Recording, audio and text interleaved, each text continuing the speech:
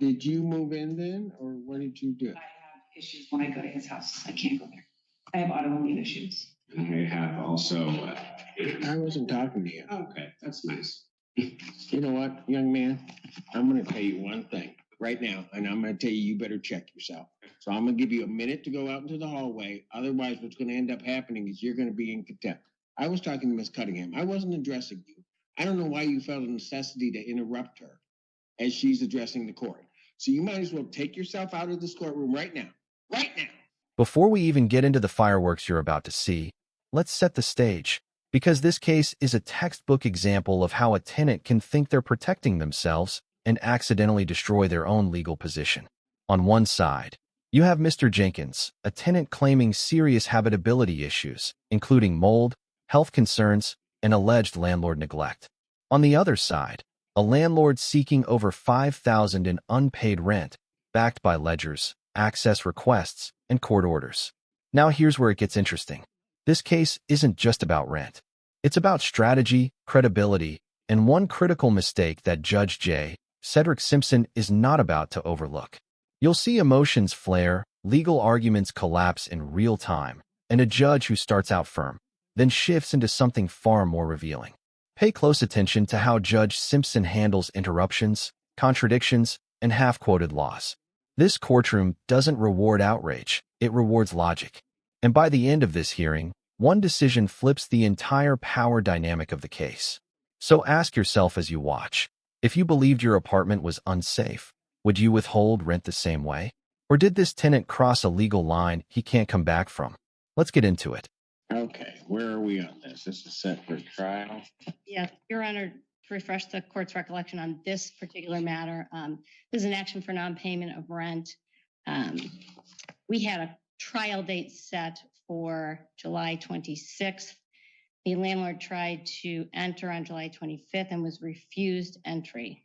We came to court, all of us ready to go forward, and the court adjourned this to today. The court ordered that the landlord enter on the 28th and the tenant provide a list of repairs.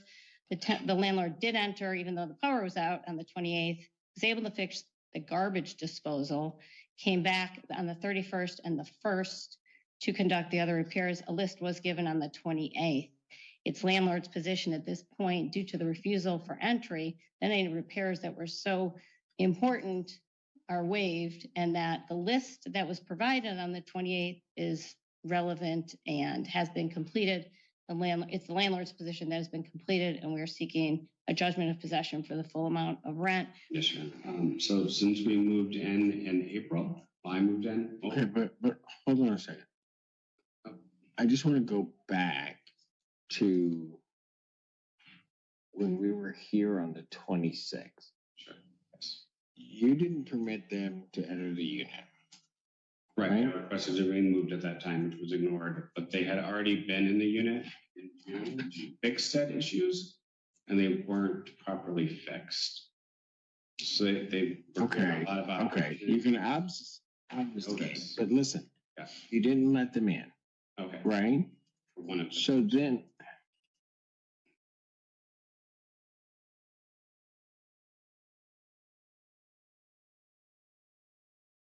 you let them in. You were to give them a list of things that were to be done. So let's start there. Did those get completed? Yes.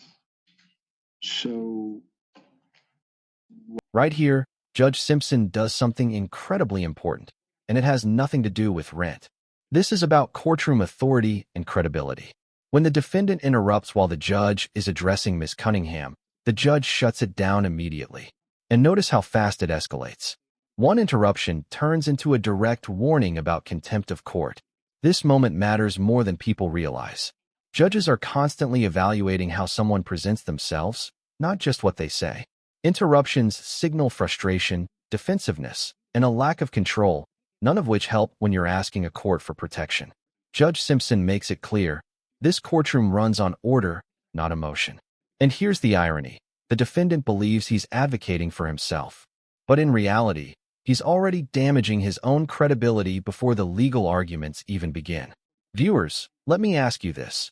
If you were the judge, would this behavior make you more sympathetic or more skeptical? Because from this point forward, Everything Mr. Jenkins says is being filtered through this first impression. What are we now fighting about?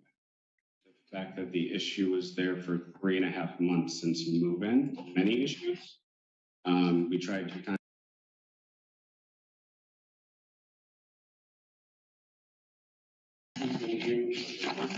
fixed according to the. Why don't you move? At this point, I'm just, we'll do the year and then I would prefer just to stay at this point, but the responsiveness of Harbor One West and all that is horrifying. They don't respond to you at all. And there's been plenty of opportunities to fix the issues and they don't. So what is now wrong with the unit? As of currently now, nothing, but for 3.5 months, one of the soaking wet. Did you And- pay the rent? No. Okay, look, here's the thing. Here's the thing. There's how much over? Your Honor, the total balance is $5,229. The tenant hasn't paid. Since when? Passing. Just, excuse me, hasn't paid since when? Since April 17th, his moving costs were paid, and then there's not been a payment since then. And give me that figure again, I'm sorry. Sure, Your Honor, it's $5,229.68. I did put a copy of the ledger for your. Yes. So, sir, how much do you think you owe? When there's mold and there's a municipal. I didn't ask what. I'm just saying, how much do you think you owe? For until right now, nothing. There's Seriously. been mold. You think you get 100% abatement? Okay. That's not gonna happen. No lessee or licensee shall be obligated to pay rent for any time periods that the lessor or licensee is in violation of this section, which is section 58-122. 58-122 of what? The premises and all common areas Of are what? of the municipal code of the city, I guess, to reference today. Mhm. Yes. To keep the premises in reasonable repair during the term of the lease or license, and to comply Did with. you read the rest of that? Did you read the rest of that section? Yes, I did. You read the whole 58, the whole section? No, I just read. Did you refer to the other sections that refers to regarding a certificate of occupancy? No, Didn't think you did.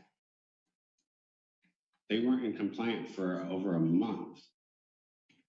I mean, I guess I don't understand. No, I can tell. Okay. This is the legal turning point, and it's a big one. Mr. Jenkins attempts to rely on a partial citation of municipal code, arguing that rent isn't owed when a landlord violates habitability standards. On paper, that sounds reasonable. But Judge Simpson immediately spots the problem. You can't quote half a statute and ignore the rest. Here's the key legal issue the judge is highlighting.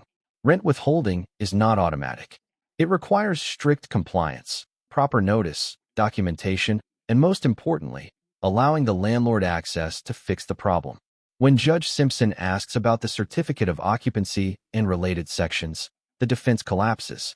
The tenant doesn't have them. This is where many tenants go wrong. They assume bad conditions equal free rent. That's not how housing law works. Courts look for cooperation, not confrontation. And by denying access, even once, Mr. Jenkins undercuts his entire argument. So here's the question for you. Should tenants be allowed to withhold rent without meeting strict legal requirements? Or does that open the door to abuse? Drop your thoughts in the comments. You gave me one section of a statute or an ordinance. Okay. Give me the other sections. I don't have the other sections, Your Honor. I didn't think so. Why don't you have the other section? I wasn't provided them. I was speaking to legal services about this matter over and over again. You want to go call them now, see if you can get the other sections? Because you're just quoting half stuff to me. You want to? No, Your Honor.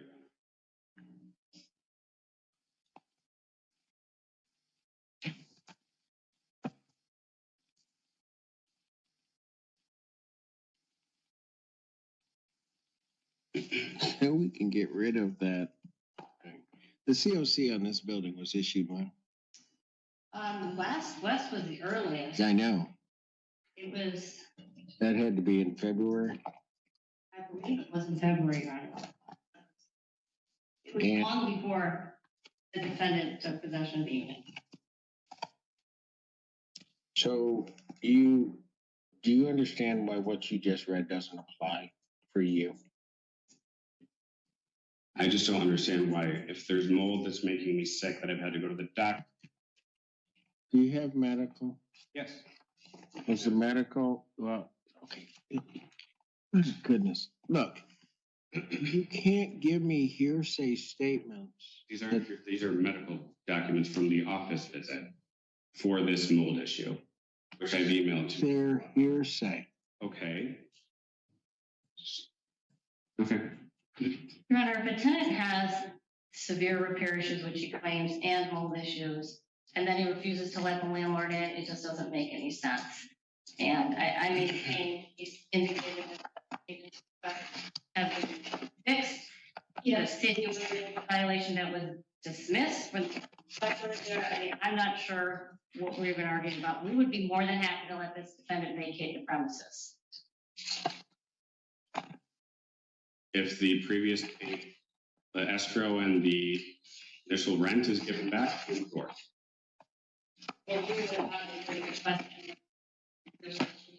Because he moved in and hasn't paid us.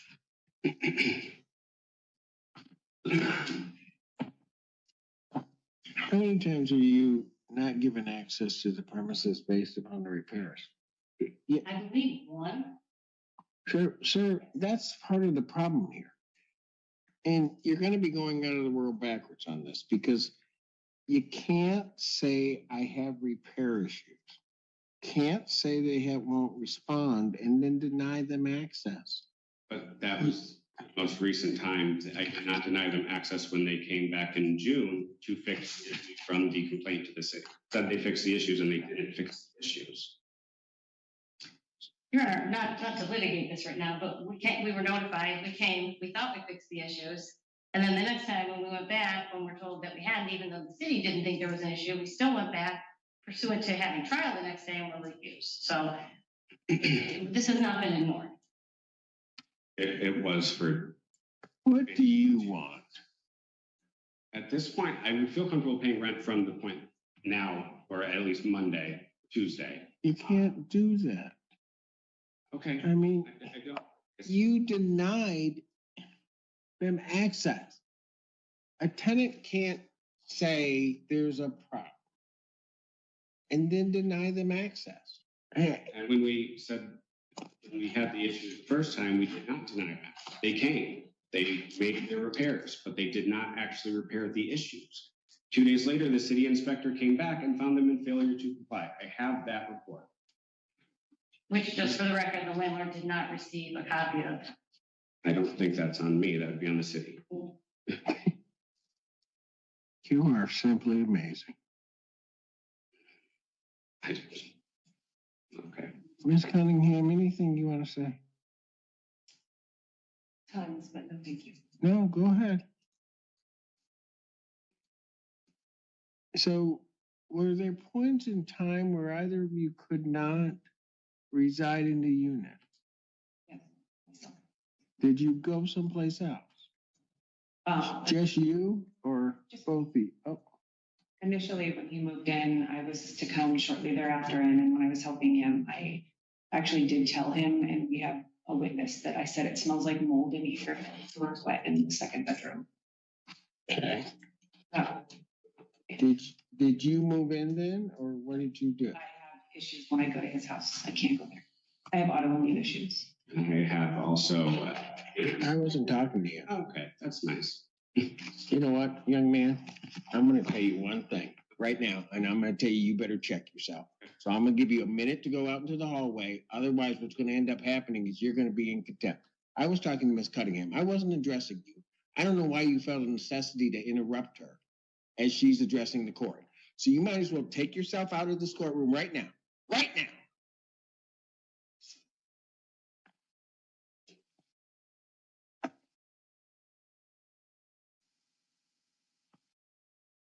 Ms. Cunningham, you were saying. No, I made other arrangements because I have autoimmune issues. The plan was But because there were issues at the apartment, I couldn't move. Arrangements have been made. So you stayed someplace else. Yes. I plan on staying somewhere else as well. Okay, are you currently staying someplace else?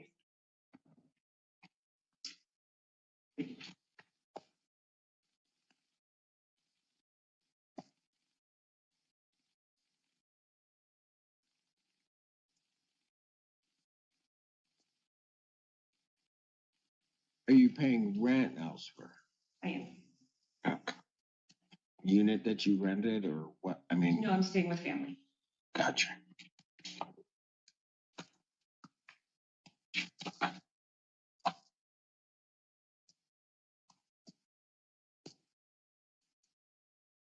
So Cunningham, let me ask you this.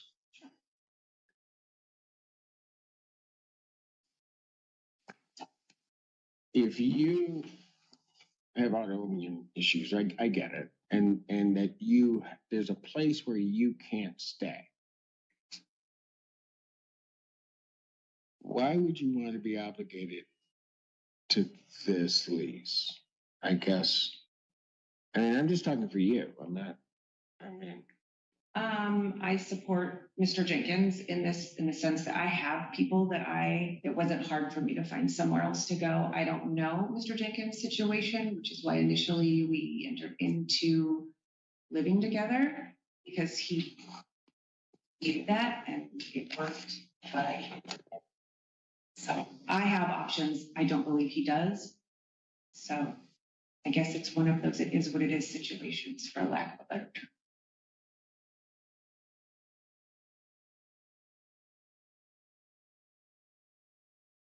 so I guess, Ms. Cunningham, do you want to be obligated on this lease? Without sounding disrespectful, I would like my friend to live somewhere that's safe for him. And the fact that he doesn't have other options, I would hope that he could live there safely. I mean, I guess I would ask the court and everybody in the court, would you want your family living there? Ma'am, I don't know. I'm just asking. I'm just saying, no, I mean, I don't know. I don't have an answer to that. The answer is I support him. I have options. He does not. If this is the way that it has to be, then this is the way it has to be. But no, I would not, which is why I didn't.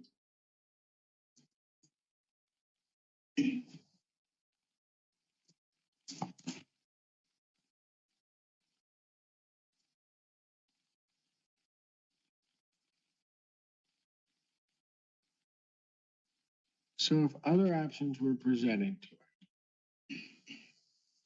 her. All right. I think I got it. Mr. Jenkins, So if I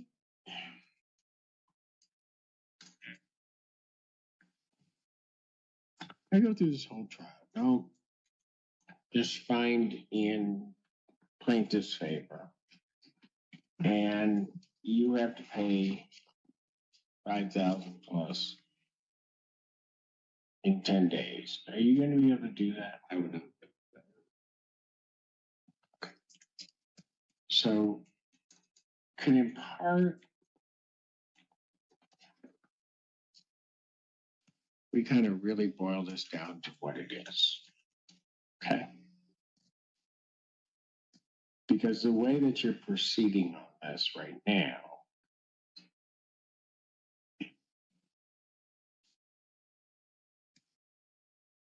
and I have to thank Ms. Cunningham because Ms. Cunningham gave me great insight to exactly what I think is going on here.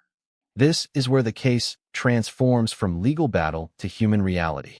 Judge Simpson pauses, and you can feel the shift. He's no longer just evaluating violations. He's assessing survival versus strategy. Ms. Cunningham's testimony gives the judge insight into something crucial. Mr. Jenkins doesn't have options. He can't just leave. He can't absorb a judgment. And he can't start over easily. The judge openly acknowledges this, and that's rare. Instead of pushing straight to eviction, Judge Simpson tries to redirect the conversation toward solutions. Not because the tenant is legally winning. He isn't, but because the court understands consequences. This is housing court at its most real. The judge makes it clear. The system isn't designed to punish people for struggling, but it does require honesty. And when Mr. Jenkins finally admits he withheld rent and spent it, the tension breaks. That admission doesn't save him legally, but it opens the door for negotiation. So here's the real question. Should courts prioritize strict enforcement or practical outcomes when someone has nowhere else to go? Part of it is you really do have to fight this, because if they get the full amount of their judgment, you can't pay it. And then you're going to be out. And then the options that she talks about, regardless of the merits of the case, there aren't other options for you. Right? Yes.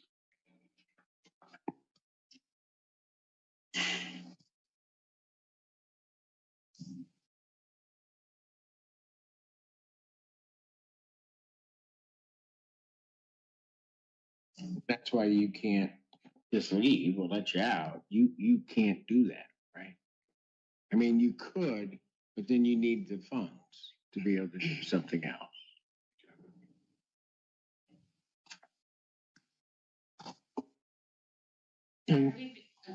Young man, can I just ask you a question? You've been before me, at least in person, 3 times. This is your 3rd time. Why don't you just say that? I don't know, Your Honor. I just don't understand how, when there are maintenance concerns like there were, we're given plenty of opportunity, and it's just like. Okay, but I don't get it. Here's the thing.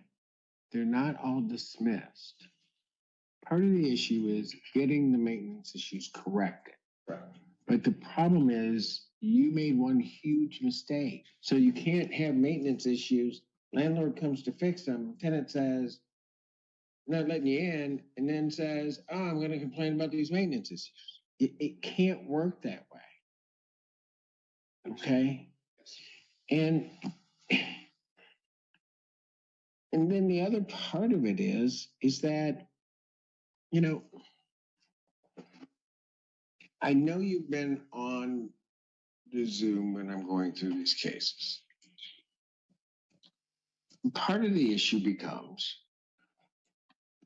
from my perspective, is how to keep people housed. It really isn't about trying to kick people out. But one of the things that I think you should learn from that is, or should have picked up from that is, just give me the honest story. Right? But the reality is, Your Honor, I can't go anywhere else. I might be struggling for this reason, that reason, whatever the reason. But here's where I am. And then try to figure out a way to make that work. Right? Yes.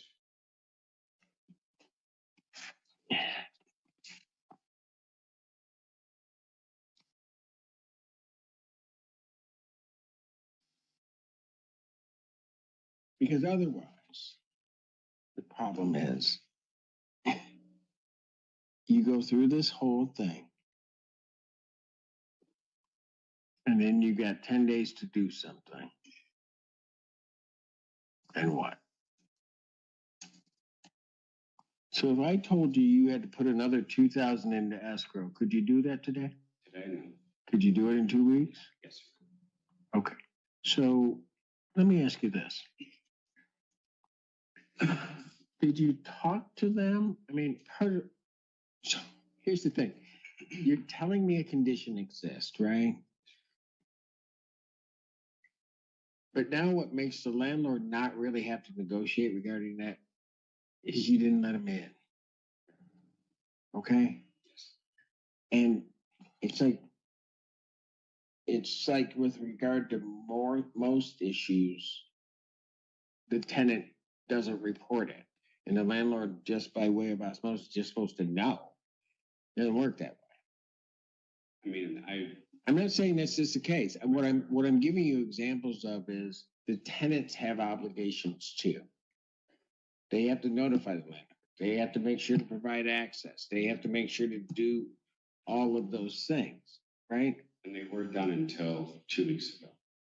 I mean, I did all that. So that's where I'm just a little confused. Yeah. Right. The section they give you, at some point, that unit passed a direct health and safety inspection. Right. All right. Now, if something happened between then and then, okay, then it's got to be dealt with. Right. But the landlord has to know. Right. And then you have to provide access. And that's your big problem with this case. Even if, let's say, I believe everything that you tell, you almost negate your own case.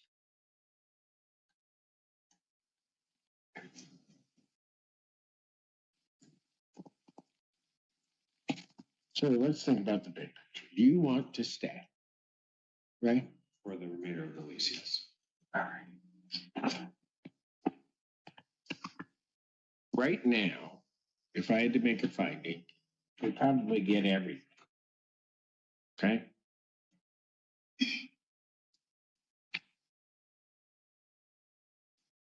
So if we operate just for the moment on that assumption, okay?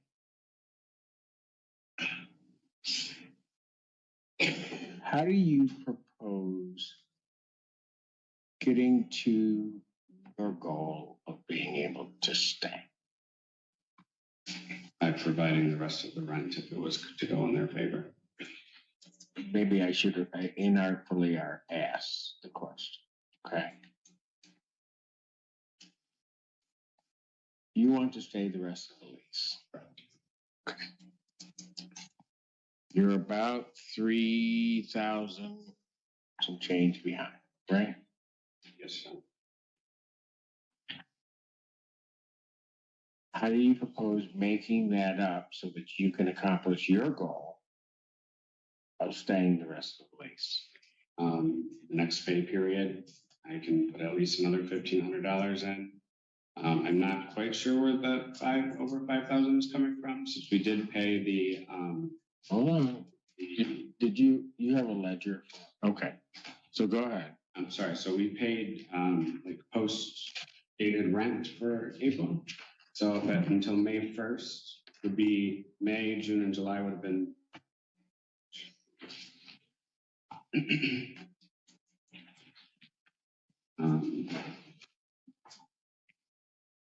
No, legal fees. Got it. It's the legal fees and late fees that are the issues.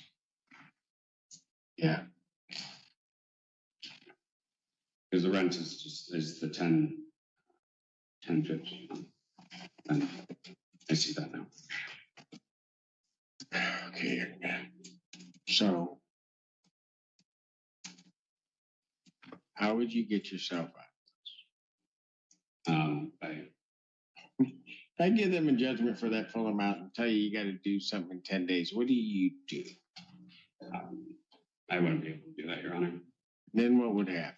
I would have to be evicted. And then where would you go? Have to find other options, I guess.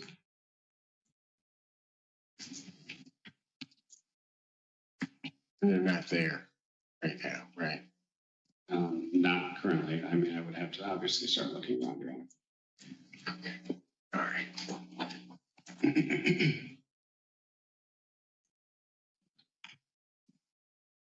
So of this 3,000,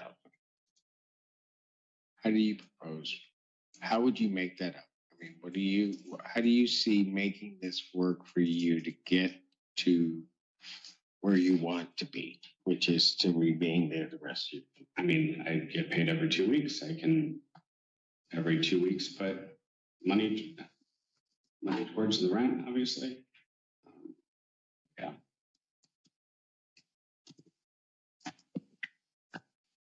Let me ask you this. How did you find yourself in this position? By withholding the rent and spending it while these issues were there. Yeah. Okay. Yeah. Okay. Thank you for your honesty, because I knew that's what happened. Yep. Okay. So You know something, Mr. Jenkins? I've been doing this for a long time. Right? And I know. I think you were, every time you'd walk in, you were angry. You weren't sure how to get yourself out of this. And so you just kind of puffed up. And it wasn't going to get you anywhere.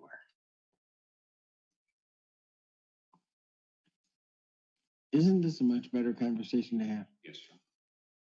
All right. Yeah. So sometimes in life we just do stupid things. Well, I don't say stupid things, but we just do ill-advised things. Like supposed to be withholding our rent, and then we spend it on something else that happens, and the next thing you know, D-Day comes, I ain't got it. Right? Yes, sir. Happens. How old are you? Okay. You got a lot more time to make a lot of stupid decisions, so don't worry about it. Okay? They're just gonna happen. Okay.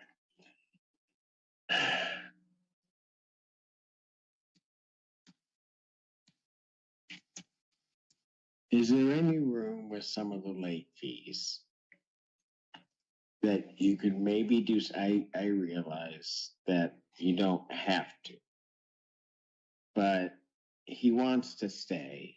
I think if nothing else out of this, he's learned something.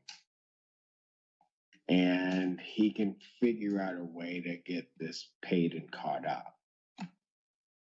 Right now, in my estimation, is an opportune time to try to arrange to do that because we're at the beginning of the month and we don't have September clicking. So here's what I'm going to ask you to do. Talk to the landlord, see what they're willing to do for you, and give them a proposal as to how you're going to get this paid off and caught up. Okay? All right. Why don't you go? Clarify what is in escrow right now. I have 1050 twice. Okay. Is that right? Is that what you? 21. Yeah, about 21. Is that what you have?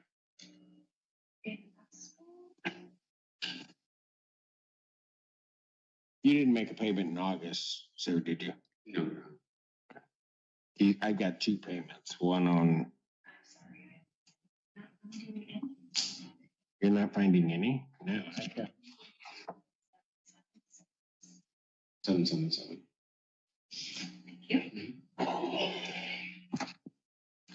Probably why. They should have two payments. 100. Yes, two payments at 1050. That's what we did. All right. Young man, go out and talk to them. All right. See what you can work out. Remember your end. This case before Judge J. Cedric Simpson is a powerful reminder that housing court is as much about credibility as it is about conditions. Mr. Jenkins didn't lose because the judge ignored potential maintenance issues. He lost leverage because he denied access, misapplied the law, and withheld rent without protecting himself procedurally. The judge made one thing crystal clear. You cannot complain about repairs while preventing repairs from happening. That single contradiction collapsed the defense. But what makes this case unforgettable is the judge's willingness to pivot, not to excuse the behavior, but to prevent a worse outcome when eviction would leave someone with nowhere to go. In the end, this wasn't about mold. It wasn't even about money. It was about choices, timing, and understanding the rules before taking action. Housing court doesn't reward emotion. It rewards compliance. If you found this case as shocking as we did, hit that like button, share this breakdown, and subscribe for more real, unfiltered courtroom analysis. Drop your thoughts below. Was this tenant treated fairly, or did he sabotage his own case? Because this is courtroom reality.